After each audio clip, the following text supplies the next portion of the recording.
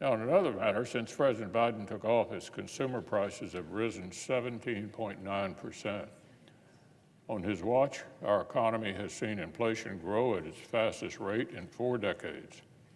As prices soared, wages failed to keep up. Paychecks have risen just 14.5%.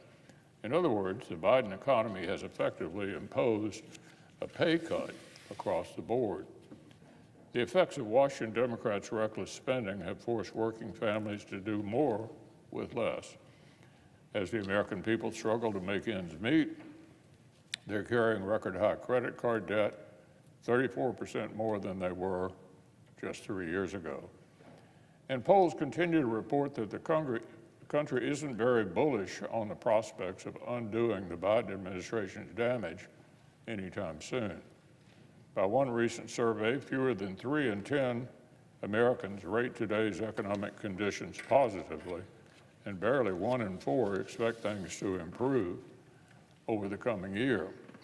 So, Madam President, this president's economy is leaving workers feeling suffocated. The effects of historic inflation are inescapable. Even after paying the rent or the mortgage and footing steep utility bills, families still had to put food on the table in the face of a food price surge that's making the wrong sort of history. Since January 2021, nationwide grocery costs have increased 21%. The cost of dining out has increased nearly the same. And by USDA's own figures, grocery budgets are now taking up a larger share of disposable incomes than at any point since 1991. As one woman in suburban Chicago recently told reporters, her family's food costs alone were rising faster than their incomes. And surveys indicate that fully 94% of Americans share her concerns about the prices of food and other consumer goods.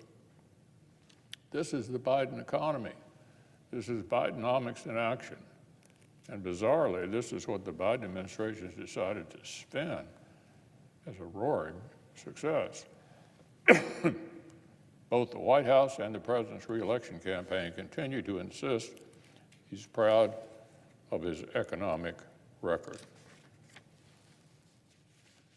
Imagine telling anyone who will listen that today's economy has you and your family in a bind, only for the President of the United States to declare a job well done. Don't get me wrong, the Biden administration is quite keen to assign blame for economic hardships.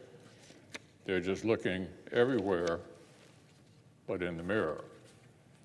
On Super Bowl Sunday, in the middle of the worst food budget crisis in a generation, the president himself cut an ad warning that the real problem in American families' pantries was bags of potato chips with fewer chips inside.